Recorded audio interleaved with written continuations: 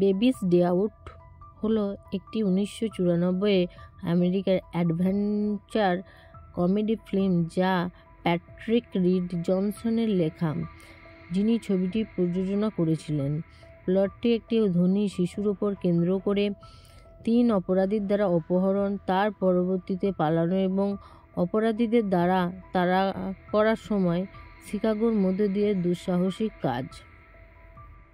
Chicago শহরে ধনী পরিবারের সবার আদরের এই বাচ্চা, আদর করে তার বাবা মা তাকে বিঙ্ক নামে ডাকে। তাকে দেখার জন্য গিলবার্টিং নামে এক মহিলাকে রেখেছেন। বিঙ্ক কিছু অ্যাডভেঞ্চার বেবি বইটি শুনতে ভালোবাসে। গিলবার্টিং তাকে পড়ে শোনাতো। বইটি শুনতে শুনতে প্রায় 100 বারেরও ওপর বইটি পড়ে শোনানো হয়েছে। বিঙ্কের মা ভালো ছবি তার সংবাদপত্রে দিতে চায়, সেই জন্য সবথেকে ভালো ফটোগ্রাফারকে ফোন করে ডাকে এবং 3টে চোর সেই ফটোগ্রাফারকে কিডন্যাপ করে বেঁধে রেখে ওই ফটোগ্রাফার সেজে চলে যায় বিঙ্কের বাড়ি। মিসেস লারাইন দেখে চোর দলের প্রধান বলে, আমি মিস্টার চার্লি, এখানকার সবথেকে ভালো ফটোগ্রাফার। তখন বলে যে আপনাদের বাচ্চাটি বড়ই কিউট, বিঙ্ককে কোলে নিতে চায়। তখন বিঙ্ক জায়গা মতো দেখে লাথি মারে। বেবি বিঙ্কের মা তাদেরকে কখনোই দেখেনি। বিঙ্কের মা তাদেরকে খুব প্রশংসা করে, কিন্তু বুঝতে পারে না যে তারা ছদ্মবেশ ধারণ করে আছে। কিছুক্ষণ ফটোগ্রাফার সেজে অভিনয় করার পর চোরদের দলের প্রধান সে বিঙ্কের মাকে বলে, আপনার বাচ্চাকে কিছুক্ষণ আমাদের সাথে রেখে দিন। আপনি এখানে থাকলে বারবার আপনার দিকে তাকাবে এবং ভালো ছবি হবে না। আর আপনি যে জামাটা পরে আছেন সেটি থেকে আপনার সৌন্দর্য বেশি প্রকাশ পাচ্ছে না। আপনার নিশ্চয়ই এর থেকেও ভালো জামা আছে, আপনি সেটি পরে আসুন। বিঙ্কের মা তাড়াতাড়ি চলে যায় জামা চেঞ্জ করার জন্য। তখন গিলবার্টিং কান্না করলে তাকে যেন বেবি বইটি পড়ে শোনানো হয়, তাহলে সে শান্ত হয়ে যাবে। অন্যদিকে বিঙ্কের মা যখন জামা কাপড় পাল্টে নিচে চলে আসে তখন দেখে সেখানে কেউ নেই। একটা কাগজের ওপর লেখা আছে, আপনার ছেলেকে কিডন্যাপ করা হয়েছে, ভালো চান তো পুলিশে খবর দেবেন না। এইদিকে মিস্টার কর্নওয়েল আপনার বাচ্চাকে চিঠি দেয়, আপনার বাচ্চাকে কিডন্যাপ করেছি, যদি আপনি আপনার বাচ্চাকে জীবিত চান তাহলে আজকে ফ্যাক্টরির পিছনে $5 মিলিয়ন রেখে যাবেন। অন্যদিকে চোরেরা 3জনাই তাদের লুকটা চেঞ্জ করে নিয়ে তাদের অন্য গাড়িতে করে চলে যায়। তারা বেবি বিঙ্ককে নিয়ে তাদের বাসায় চলে যায়। তারা বেবি বিঙ্ককে জামাকাপড় পাল্টানোর চেষ্টা করে। তারা কোনোদিনই বাচ্চা পালন করেনি, তারা ঠিক মতন জামাকাপড় পরাতে পারছিল, তাই নরবি কোনো রকমভাবে সাধারণ মতো জামাকাপড় একটা পরিয়ে দেয়। ভিকো গরম দুধ নিয়ে আসে বেবি বিঙ্ককে খাওয়ানোর জন্য, কিন্তু ভিকো বলে এই দুধটি গরম যদি বেবির মুখ পড়ে যায়, সেই জন্য তাদের প্রধান বলে যে তোমরা নিজেদের চামড়ার মধ্যে প্রকাশ করো। তখন ভিকো দুষ্টুমি করে নরবির টাকে দিয়ে দেয় এবং নরবি তখন চিৎকার করলে বেবি বিঙ্ক খুব হাসে। এডি বলে, বাচ্চাকে তোমরা ঘুম পাড়িয়ে দাও, না ঘুমুলে আশেপাশের লোক জেনে যাবে। তাই তাকে ঘুম পাড়ানোর জন্য নরবি পাশের রুমে নিয়ে যায়। নরবি নাচ গান। এডি পাশের রুম থেকে বলে যে বেবি বইটিকে পড়ে শোনাও, তাহলে হয়তো ঘুমিয়ে যাবে, কিন্তু এদিকে নরবি ঘুমিয়ে পড়েছে। অন্যদিকে আমরা দেখতে পাই যে বিঙ্কের বাড়িতে পুলিশ এবং গোয়েন্দা এসেছে এবং পুলিশ তার মাকে বাড়ি থেকে বেরোতে বারণ করেছে। নরবি ঘুমিয়ে যাওয়ার কারণে বেবি নিজের বইটি নিজেই খুলে দেখতে থাকে এবং সেখানে দেখে 2টো পায়রা এবং জানলার দিকে তাকিয়েও দেখে যে ওখানেও পায়রা ঝুলছে। তাই বেবি সেখানে চলে যায় পায়রার পিছু। সে বইয়ের গল্পের মতো নিজেও অ্যাডভেঞ্চার করার জন্য পায়রার পিছু পিছু যেতে থাকে। এদিকে এডি আর ভিকো দুজনেই বসে বসে টিভি দেখছিল। তাদেরও বিঙ্কের প্রতি কোনো খেয়াল ছিল না। এইদিকে বিঙ্ক কবুতরের পিছু পিছু যেতে যেতে ছাদে চলে যায়। ছাদে গিয়ে ভাঙা কাচের অংশ থেকে বিঙ্ক নিচের দিকে তাকাতে থাকে। তখন তার লালা কয়েক ফোঁটা এডির ওপর পড়ে। তখন তারা ছুটে যায় নরভিকে মারধর করে এরপরে বিং কবুতরের পিছু পিছু করতে করতে একটা পাটাতনের মধ্যে দিয়ে অন্য ছাদে চলে যায়। এডি যখন ধরতে আসে তখন পাটাতনটা ফেলে দেয়।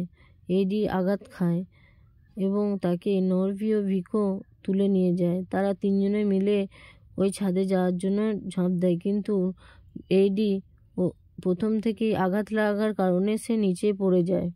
তত হামাগুড়ি দিতে দিতে বরং তার পাশের ঘরে চলে যায়। বেবি বিং বাসায় দরজায় হাত দিয়ে ঠক ঠক করতে থাকে। বাড়ির মালিক এসে তখন দরজাটি খুলে দেয়, কারণ অপোজিট দিকে একটা ডেলিভারি বয় এসে তাকে ডেলিভারি দেয় এবং তখন বিং বেরিয়ে লিফটের ভেতরে চলে যায়। লিফটটা সোজা নিচেই চলে যায়, নিচে চলে গিয়ে আবার বেরিয়ে যায়, নিচের থেকে লিফট থেকে বেরিয়ে যায়। আর ওইদিকে ভিকো আর নরভি উপর থেকে পড়ে যাওয়ার বুবু বইটার মতন একটা নীল রঙের বাস দেখতে পায় এবং সেই বাসটাকে দেখে তার বইয়ের কথা মনে পড়ে এবং সে সেই বাসে চলে যায়। তখন এডি নরভি আর ভিকো বাচ্চাটার পিছু করতে করতে যেতে যেতে দিকভ্রষ্ট হয়ে যায় দেখতে পায় এবং সেখান থেকে তাড়া করতে শুরু করে। তাদের প্রচেষ্টা বিফলে যায়। এদিকে বাসে বিং একজন মোটা মহিলার ব্যাগে ঢুকে পড়ে, যে একটু পরেই বাস থেকে নেমে পড়ে। অপরাধীরা যখন বাসটা ধরে তখন তারা বুঝতে পারে যে বিং বোর্ডে নেই এবং ভদ্রমহিলাকে অনুসরণ করে, যার ফলে তাদের ধরা পড়ার পর শারীরিক ঝগড়া শুরু হয়। বিক্ষিপ্তকায় তাদের ঝগড়ার মধ্যে দিয়ে যখন ব্যাগটা পড়ে যায় তখন বেবি বিং হামাগুড়ি দিয়ে একটি ডিপার্টমেন্টাল স্টোরের প্রবেশদ্বারে একটি ঘূর্ণমান দরজা পর্যন্ত হামাগুড়ি দেয় এবং তার গতিবেগের দ্বারা ভেতর দিকে বাধ্য হয়ে এই শপিং মলে যারা শপিং করতে আসে তাদের জন্য বাচ্চাদের একটা ইউনিট ছিল।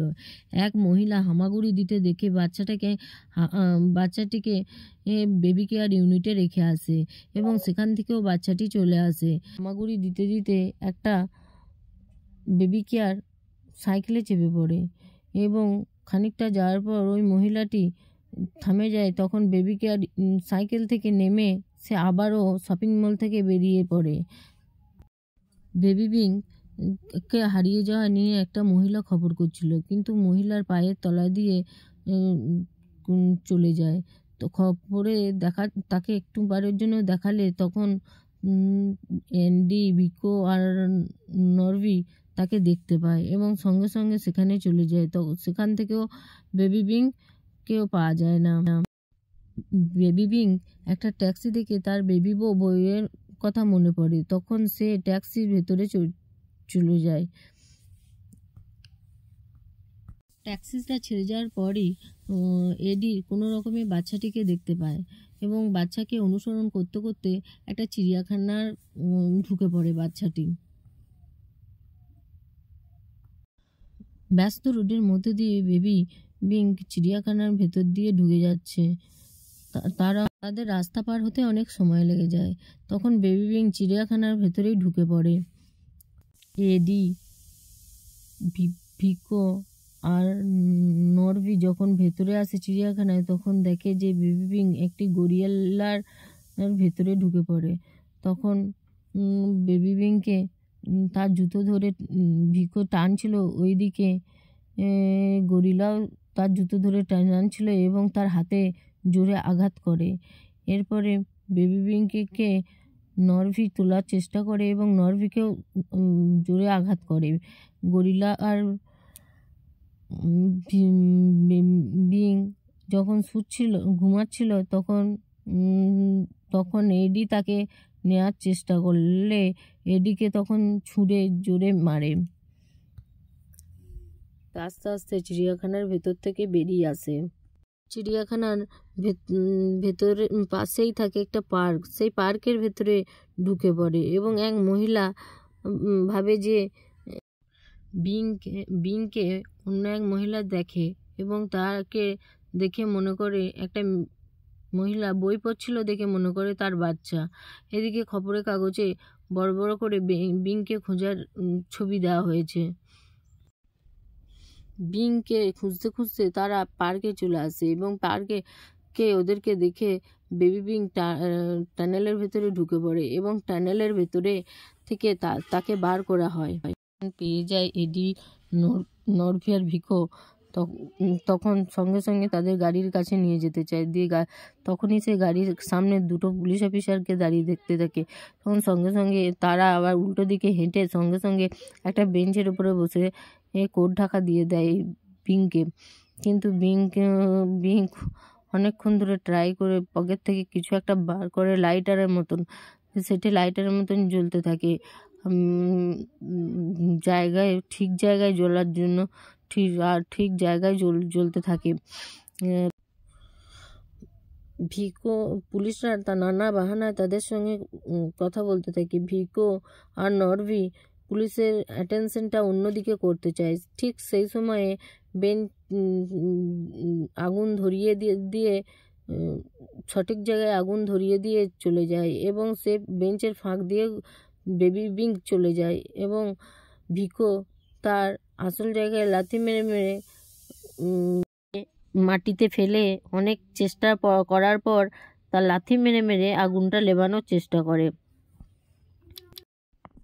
তারপরে তারা বিংকে একটি নির্মাণ সাইটের দিকে নিয়ে যায়। সেখানে তারা বেশ কয়েকটি মৃত্যুর কাছাকাছি সম্মুখীন হয়। যেমন ভিকো বিংকে থেকে ছিটকে পড়ে একটি আবর্জনা ফ্লার ট্রাঙ্কের পিছনে যায়। নরভি একটা ভেজা সিমেন্টের ভাঁটের পড়ে যায়, একটি ক্রেনে আটকে যায়।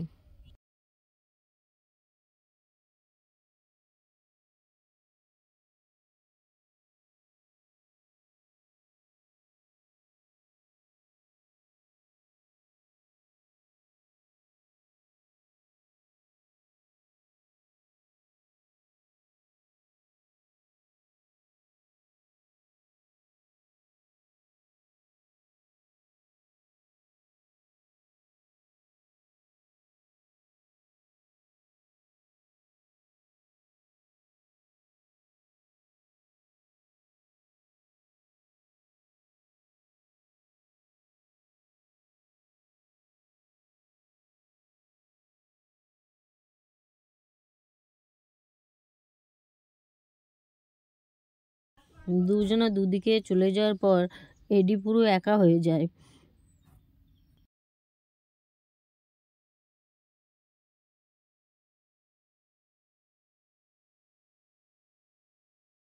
তো এডি বিংকে পেয়েও যায়।